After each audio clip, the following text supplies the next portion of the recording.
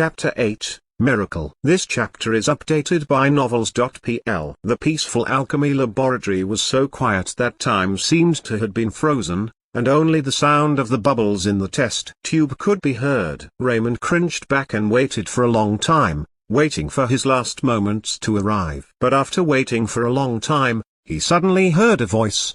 "What are you doing, eh?" When Raymond, who had been waiting for his death with his eyes closed, heard this voice, he initially thought it was just his imagination. But then he thought about it. Would there be such an annoying voice right after I entered the afterlife? Thus, Raymond opened his eyes and looked over. That scoundrel, who should have been buried in a magic explosion already, was standing there as if nothing had happened. He was still holding that frightening test tube in his hand. But at that time, Raymond didn't focus on the test tube at all. Instead, he was wondering why there hadn't been an explosion, or even anything out of place at all. Why the red coral solution should have already gone out of control due to the high temperature. So how could it remain completely unagitated within the test tube? Raymond's mind was in a total mess, as if it was melting. No problems had arisen when the red coral solution was heated to a high temperature, which was something that Raymond couldn't accept. This was simply like shaming Raymond's knowledge of alchemy. And Oakland's alchemy professors had emphasized many times that red coral shouldn't be dissolved into a solution no matter what, let alone having it come into contact with high temperatures. If he had to choose between this being his own misunderstanding or his professors making such a huge mistake, he would rather believe that everything he had just seen was only a figment of his imagination. Indeed, as if to prove that everything wasn't just an illusion, that really annoying voice echoed once again, and moreover, it seemed quite impatient this time. How long could it possibly take to enchant a few glass bottles? As he said that, Lin Yun came over, still holding his test tube that was filled with the red coral solution. "You don't come." Raymond jumped back in fear. He subconsciously wanted to stop him, but he soon recovered and immediately changed his tone. "I'll bring them to you." Raymond felt a bit regretful after saying that.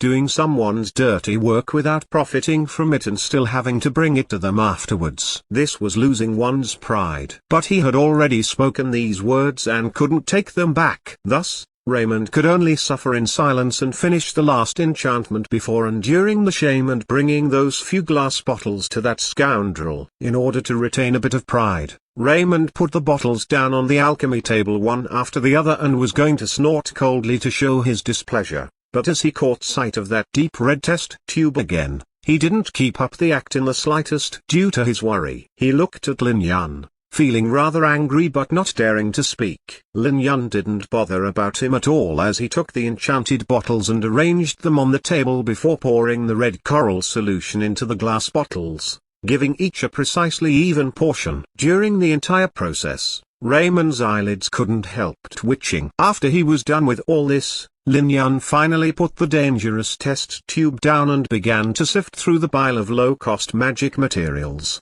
organizing them. He then ground some dried thousand-knot flowers, used a filtering cup to extract the juice of 7 leaves grass, and spread a bit of moonlight sand on a white sheet of paper. After a few simple incantations, the scattered sand began shining gently. The radiance gradually became increasingly more dazzling, and Lin Yun started working faster. The juice of the 7 leaves grass was poured into the glass bottles and the diluted red coral solution's red radiance dimmed. When the powdered thousand-knot flower was added in, the irritating smell slowly disappeared. When the glow of the moonlight sand disappeared, the 3 bottles of light red liquid revealed their true appearance through a faint mist. My God! After Raymond saw all of this, although he had still been regretting his loss of pride before, he slowly opened his mouth wide, a sluggish expression appearing on his face. He was completely stunned as he looked at Lin Yun with fear, as if this person before him was actually a monster. How could this be a colorful potion? Raymond clearly remembered that a few months ago, when he had just broken through and become a mage,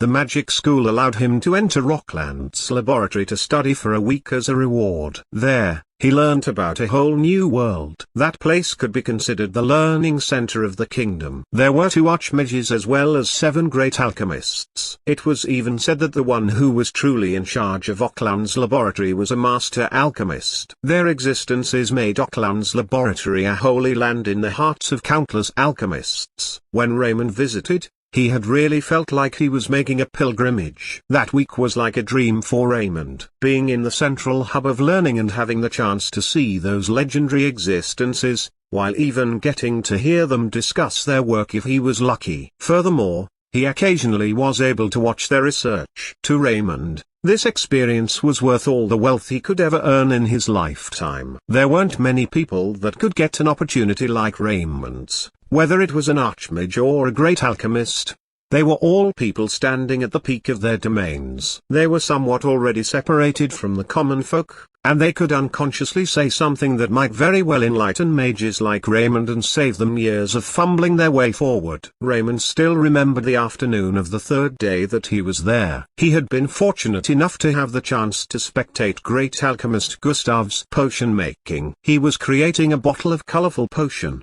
specialized in cleansing away a mana whirlpool's impurities. For a mage that was already standing at the peak of the standard mage level and urgently wanted to shatter their mana whirlpool to step into the great mage stage, the value of that colorful potion simply couldn't be calculated. This was a miracle of alchemy. After witnessing the miracle personally, Raymond felt that every detail was worth cherishing. The young mage felt that even if 10 years passed, he would still remember everything that had happened there. And nowhere near 10 years had passed, so Raymond's current understanding was even clearer. Perhaps it was because of this vivid memory, but Raymond seemed to lose control. Regarding the 3 bottles on the alchemy table, whether it was the smell emanating from them or their magic fluctuations, it was all exactly the same as that colorful potion. What did that mean? It meant that this person who had been stuck as a mere apprentice for a few years wasn't just a mage who had mastered 2 kinds of spellcasting abilities, but he was also a very gifted alchemist. I must be dreaming,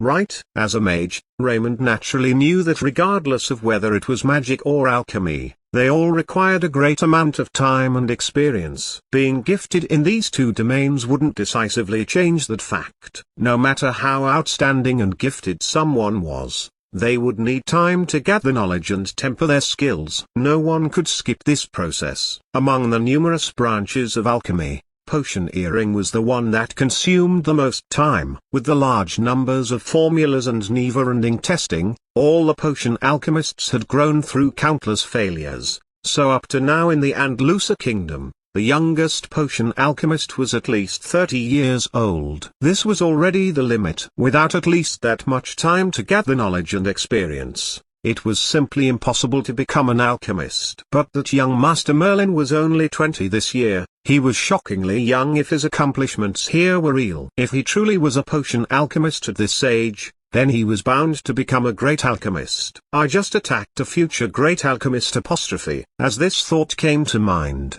cold sweat dripped down Raymond's forehead. This wasn't a joke. How about I take the initiative and apologize first, before asking for forgiveness in a sincere tone? Although this sounded like throwing away his pride, after offending someone that would gain such incredible status, there was no other choice. He had already lowered himself anyway, so there wouldn't be much of a loss if he lowered himself more. Right, let's do this. Thus, Raymond began racking his mind to decide the best way to proceed. Since it was necessary to throw aside his pride, it would be better to think about how to do it. As a result, Raymond had yet to come up with anything good when Lin Yun's work was already complete. The alchemy table had been neatly cleaned away, and the few tools that had been used were back in their places, including the crucible that had been picked out from a trash can. This was a habit that Lin Yun picked up from a living at the end of the magic era. In that era which was so deficient in resources, even a crystal the size of a grain of rice would be a huge treasure. After living a life in that poor environment,